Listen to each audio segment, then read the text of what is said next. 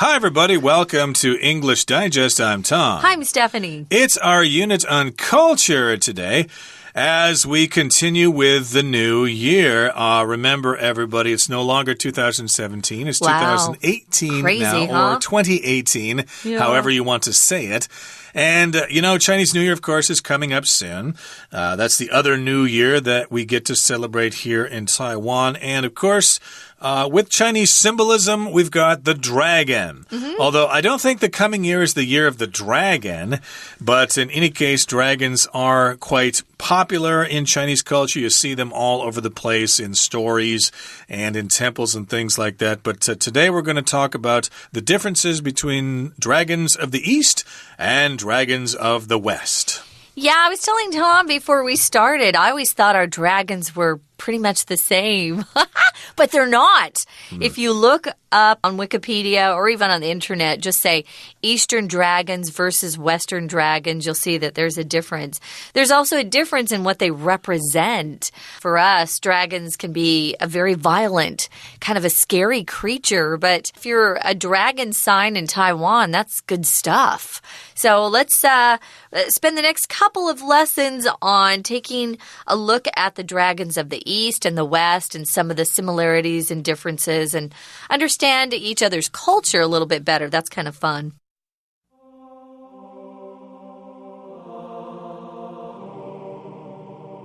Of all the imaginary creatures of mythology and fantasy stories, none have as profound an effect as the dragon.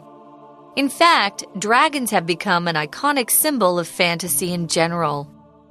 Though almost every culture incorporates dragons or huge serpents into their tales, two common types of dragon have become more familiar to the general public: Chinese dragons and Western dragons. Intriguingly, they are quite different. Chinese dragons are portrayed as long, snake-like beings with 4 legs. They can fly, though they have no wings, and are associated with water. Many are said to dwell in lakes, rivers, and oceans, and have the power to control rain, storms, and floods. As the most favored of all the animals, Chinese dragons have the physical attributes of 9 other beasts, such as the body of a snake, the talons of an eagle, the antlers of a stag, and so on. They are also said to be wise, benevolent creatures and represent good fortune and prosperity. Dragons play a big part in Chinese culture. Liu Bang, the first emperor of the Han Dynasty, claimed to be descended from the mythical Yellow Emperor, who had become a dragon. It is also said that his mother dreamed of a dragon and subsequently became pregnant with Liu Bang. From the Han period onward, dragons became the symbol of all China's imperial dynasties. Han Chinese people consider the Yellow Emperor to be their common ancestor. Another ancestor is the Yen Emperor, who is claimed to have been conceived when a dragon spoke to his mother via telepathy. Thus, Han Chinese are descendants of the dragon, and the creature has become a symbol of ethnic and cultural identity.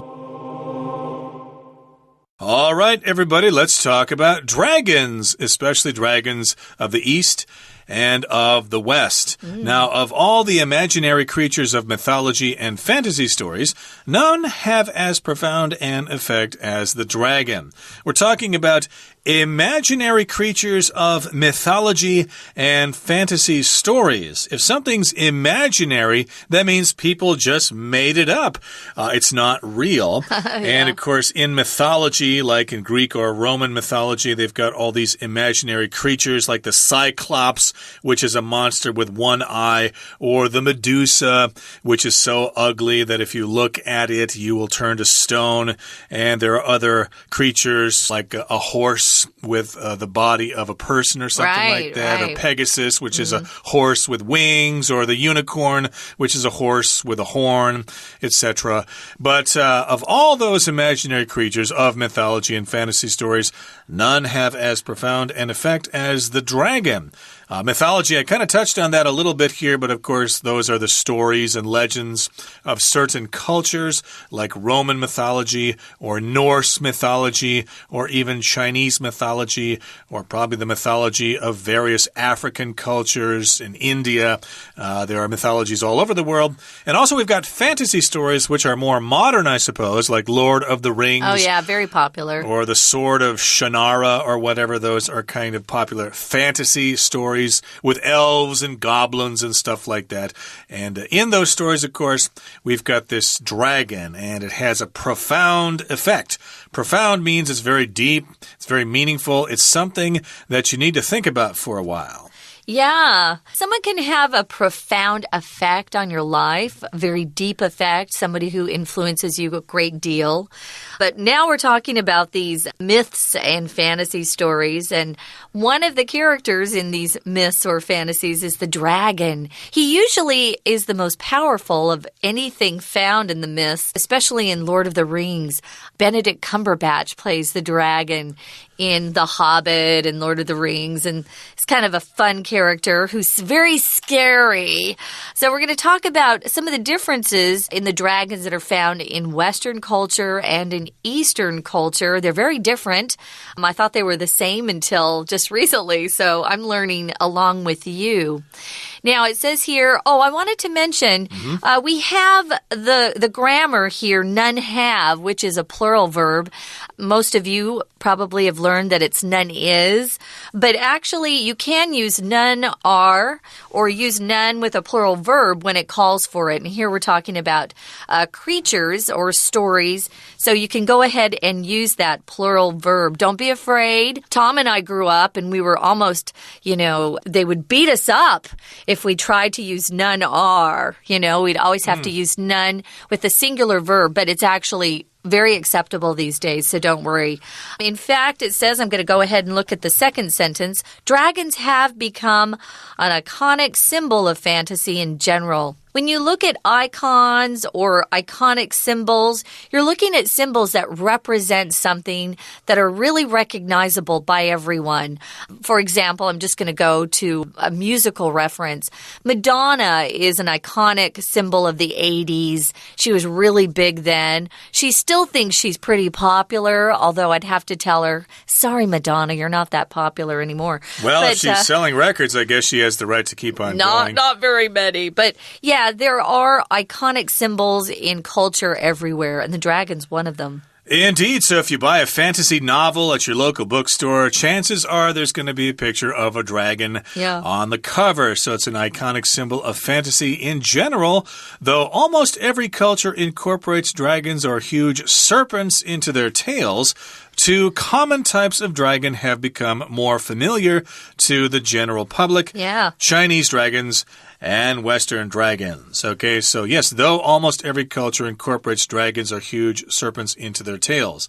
Although it is true that almost every cultures and civilizations ranging from North and South America to Africa, Europe, Asia, South Asia, the Pacific Islands, they all have different symbols, and they all incorporate dragons into their fantasy stories. To incorporate, in this particular context, means that you just take something and use it as part of the whole. You include it.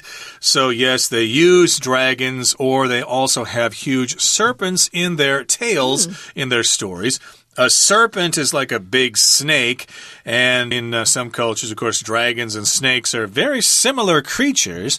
Sometimes dragons resemble dinosaurs or something like that, at least in Chinese. The Chinese language, of course, everything is something long, like lei long or bao long, which is for dinosaurs. But we don't use the word dragon when we talk about dinosaurs. No. Not for us, but in any case, that's kind of related there. We're talking about these different stories that will have these big beasts in their dragons or huge snakes or serpents that are part of their tales. And again, the two most common types that we see in popular culture are the Chinese dragon and the Western dragon. And that's what we're talking about today, the differences between these two types of dragon. Yeah, and the next sentence says, intriguingly, they are quite different. If something's intriguing, we're using the adverb form of this word. If something's intriguing, which is an adjective, it just means it really makes you curious or it makes you interested in something. It's very fascinating to you. I think it is very interesting that these two dragons in different cultures are very different. Let's move on to the next paragraph. Chinese dragons are portrayed as long snake-like beings with 4 legs. Yeah, if you look up on the internet and you see drawings of these dragons, you'll notice that the Chinese version or the Eastern version of a dragon looks more like a snake. And the Western version has those big wings that allow it to fly. The Chinese dragons don't have wings, but they can still fly. They look more like a snake, so we're saying they're snake-like.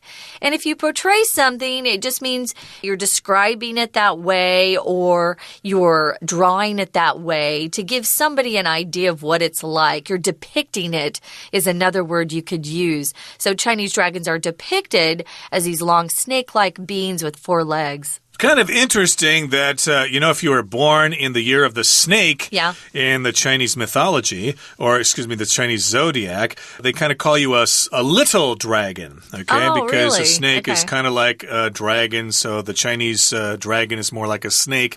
So snakes are considered little dragons in a way. But again, Chinese dragons are shown or portrayed as long snake-like beings. They have 4 legs. They kind of twist and turn all over the place. They're very colorful as well. Yeah, they're pretty. They can fly, though they have no wings, and are associated with water. To be associated with means you have some sort of relationship or connection, and in this case, with water. They have something to do with water.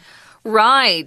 Before we go on to continue talking about these dragons, though, we're going to take a quick break, listen to our Chinese teacher, and then we'll be back.Hi everyone, my name's Jenny. 今天我们看的是第3单元。好，今天要谈论的话题非常有趣，我们要谈谈东方与西方对于龙这种动物它的传奇还有不同的看法。现在呢，我们先看一下，他说到了，其实在所有的神话奇幻故事里面，大概会让人印象最深刻的就是龙。龙这个字在英文当然是 dragon， 可是我们心里面对龙的看法，东西方却有非常不同的解释、诠释跟想法。那这里呢，一开头的 of 很重要，因为 of 这个介系词，它其实常常就表示在什么当中，在什么之中。有时候你会看到 among， 那其实是一样的，这个介系词放在句首，在什么当中。那接下来下面有一个地方说到了 None have as profound an effect as the dragon。 注意到这边的结构，通常我们用在 as 这种的说法里面，它是在讲一个形容词也好，副词也好，都有可能。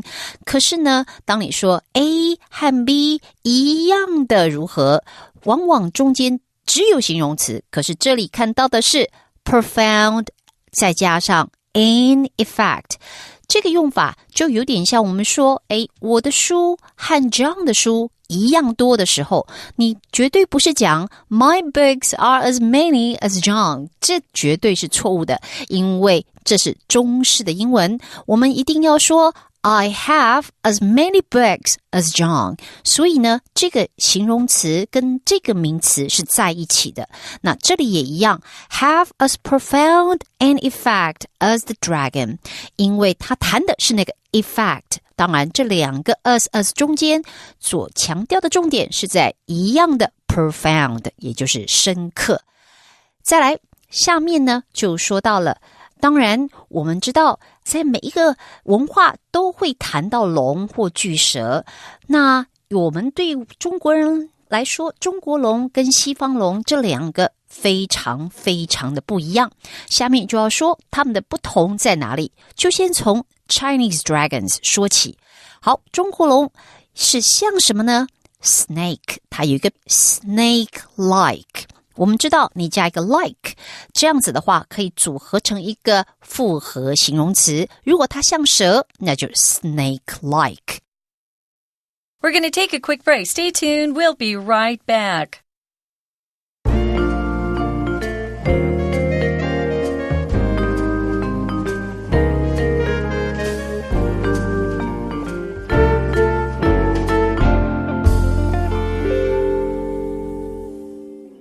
Welcome back, everybody. We're talking about dragons of the East and West. It's our culture unit. When we left you, we were talking about some of the differences between Chinese dragons and Western dragons, and they are quite different. Now, Chinese dragons are often portrayed as these long, snake-like beings. They have 4 legs. They can fly, but oddly enough to most Western people, they don't have wings. And usually things that fly have wings, but... Well, Superman flies, and he doesn't have wings. That's really funny. Superman popped into my mind. That's really crazy. Yeah. It's true. So they don't have wings, but they are associated or connected with water. Now, many of these Chinese dragons are said to dwell in lakes, rivers, and oceans. That's interesting. Our dragons don't necessarily live in water. To dwell somewhere just means that's where you live. We use it more often in literature. I wouldn't often hear people say, oh, I dwell in Taipei, or I dwell in a house, or I dwell in an apartment on Heping East Road. We use it more often when we're writing rather than when we're having a conversation. Or when we're talking about something magical or something like that, like the old guru dwells in the mountains above the village. Yeah. But in this case, people say that dragons dwell in lakes. They live in lakes, rivers, and oceans. Of course, that means that they are associated with water, and accordingly, they have the power to control rain, storms, and floods. Cool. So the next time there's a big typhoon, you can blame a dragon somewhere. As the most favored of all the animals, Chinese dragons have the physical attributes of 9 other beasts. And I'll talk about some of those examples in just a second, but they have these physical attributes. Physical means something that has to do with the body. An attribute is a characteristic or something that defines that thing or identifies that thing. So it has these attributes, these qualities of 9 other creatures or beasts, such as the body of a snake, that much is certain, the talons of an eagle, that's like the feet of an eagle, they've got the sharp claws and things like that. We call them talons if they're from a bird of prey, like eagles or owls or hawks or whatever. And they also have the antlers of a stag and so on. A stag is a male deer, a female deer is a doe.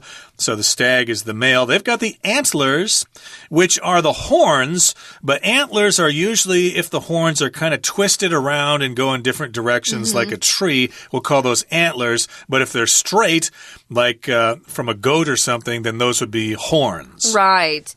So those are some of the physical characteristics or attributes that you'll find on dragons. I thought it was interesting that dragons in the Western culture are really big. They're depicted as being huge, but a dragon in Chinese culture can be small or big. And they're often, of course, associated with bringing rain, whereas our dragons in Western culture breathe fire. Ooh. Yeah. So in the Chinese version of the dragon, they're also said to be very wise. They're smart, super intelligent, and they're benevolent creatures. If you're benevolent, you're very charitable, you're kind, you're giving to other people, and you represent good fortune and prosperity. Now, in the Chinese culture, prosperity is very important, to be doing well, to be wealthy. So the Chinese dragons are quite wonderful, I would say. They're not as scary and mean and as destructive as the Western dragon. Like the one in Lord of the Rings or Hobbit, yeah. The Hobbit, yeah. Smaug was the name of that dragon guarding all the gold. And was it Frodo or Bilbo who tried to take the gold or took the ring? I'm not sure if Frodo went there later. But Bilbo is the Hobbit, yeah in the original story. But in any case here, yes, in Chinese mythology, they are benevolent, kind creatures that represent good fortune and prosperity, which means getting a lot of money and being rich and stuff like that. Now, dragons play a big part in Chinese culture. As you all know, Liu Bang, the first emperor of the Han dynasty, claimed to be descended from the mythical Yellow Emperor, who in turn had become a dragon. So we've got Liu Bang, you all know about him. He was an emperor, a Huangdi, as you say in Chinese, emperor. And, of course, Chinese history is divided into various dynasties, like the Qing dynasty, the Song dynasty, the Tang dynasty, etc., etc. This is the Han dynasty, which was, what, about 2,000 years ago or so? I'm not quite sure. But in any case, he was claimed to be descended from the Yellow Emperor. So if you're descended from somebody, that means you have those people as your ancestors. So you are, say, the great-great-great-great-great-great-grandson or granddaughter of somebody who lived a long time ago. You're the descendant of that person. Yeah, descendant is the noun form. The verb is to descend from someone or to be descended from someone. So Liu Bang claimed to be descended from the mythical Yellow Emperor. This was his story, who had become a dragon. It's also said that his mother dreamed of a dragon one night and subsequently became pregnant with Liu Bang. Subsequently means afterwards. So something happens first and then afterwards something else happens, or subsequently something else takes place. So she dreamed of a dragon and then, lo and behold, or just suddenly she's pregnant with her son Liu Bang. So subsequently. If you're pregnant, of course, you're expecting a child who will be born within 9 months usually. So from the Han period onward or forward, dragons became the symbol of all Chinese imperial dynasties. It's not a bad animal to represent a dynasty, actually, considering how Chinese dragons are portrayed. Yeah, so if you see all the symbols from the imperial palace, they'll have dragons there, inevitably. And Han Chinese people consider the Yellow Emperor to be their common ancestor. So according to the Han Chinese, they all believe that they are descended from the Yellow Emperor. He is their common ancestor. Ancestor, of course, are the people who came before you. Say my ancestors came from Europe, as yours did too, I'm sure. And so everybody in China, at least the Han Chinese, feel this way, that they are descendants of the Yellow Emperor, or the Yellow Emperor is their common ancestor. Another ancestor is the Yan Emperor. He is claimed to have been conceived when a dragon spoke to his mother via telepathy. Wow. Ooh, these cool. dragons are pretty good Pretty here. cool. So if you're conceived, that means that you started your life as an embryo. So the baby was conceived at a certain time or something, and the noun is conception there. Usually your life begins when you're born, at least in terms of your age and stuff like that. But some people think that, hey, your life should begin at conception. That's when you actually start to be a living being. When you are conceived, when the sperm cell meets with the egg and becomes an embryo, that's when something is conceived. Right. So another ancestor is this Yan Emperor. And the claim here was that a dragon spoke to his mother via telepathy. Telepathy is the ability to communicate from mind to mind. So you don't ever open your mouth. Your thoughts just go back and forth between each other. And via just means through this method. So kind of cool. A dragon spoke to his mom, and that's how he was conceived. Thus, Han Chinese are descendants of the dragon, is what they say. And the creature has become a symbol of ethnic and cultural identity. As Tom mentioned, in a lot of these dynasties, you'll often see a dragon associated with it because it's a symbol of their culture and their identity themselves. So interesting, huh? It is interesting, and I do want to remind all of you girls out there that men do not possess telepathy, okay? We cannot read your minds. If you want something, you need to tell us, okay? We cannot read your minds. Guys are terrible at that. We are not telepaths, okay? No. If you want something, you tell us. Otherwise, don't say anything. But in any case, that's, I guess, sort of related to dragons. Are there any superheroes that have that ability, telepathy? Maybe so. I don't know, but I'm sure that's the kind of guy every woman wants. I wouldn't want to read someone's mind. That's a little scary. Yeah, that's kind of interesting to think about, but I guess dragons have that ability. I don't think Western dragons have that ability, but hey, there are lots of other things to talk about concerning dragons. We'll do that next time. Right now, we're going to finish our lesson by listening to our Chinese teacher.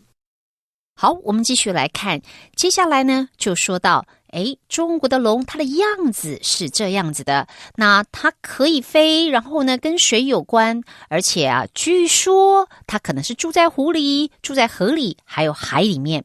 那这边有一个据说，我们知道在英文里面的据说常常都是用被动的说法，当然有几个不同的句型，那有的时候你会看到的，就像这边写的主词后面加一个被动的句型 be sad to。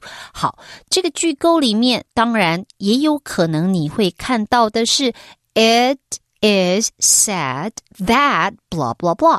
好，我们这两个句型都常见，都代表句说。如果你把后面这个被传闻被说的这个东西拿到前面来前置之后当主词，句构就会像这里一样，后面接不定词。 Many are sad to 不定词的句构，记得这个被动的说法中文就是据说。好，再来我们继续往下看，下面当然他提到了中国龙，它有很多种野兽的生理特征，它像蛇一样，可是它有老鹰的爪，还有它有鹿的角，所以说起来对我们来说它的样子跟西方的龙非常不同。好，那再来呢，我们说到龙在我们的文化里面要从什么时候开始谈起，这边就谈到汉朝的第一位皇帝刘邦。好，说到龙在中国文化里扮演重要的角色，这个片语我们常见 play a big part in， 有时候你不是用 play， 有时是用 take。 再来，这个 part 也可能换成 role R-O-L-E， 代表角色。好，这些片语记得哦，扮演什么样的重要要角。那提到说中国的皇帝，从刘邦看起，他当时就说他是皇帝的后代，而且皇帝呢，因为曾变成龙，所以这样子龙就好像变成了帝王的象征了。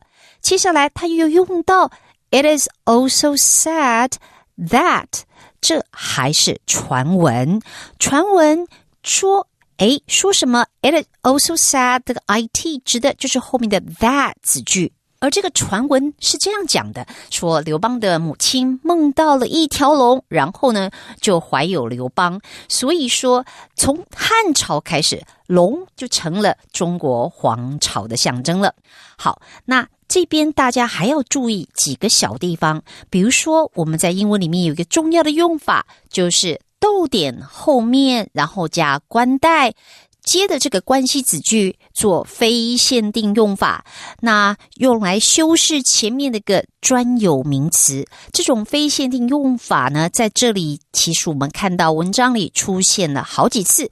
比如说他在提到 Yellow Emperor 所谓的皇帝之后，你要修饰这个专有名词，后面就会用非限定用法的逗点接 who。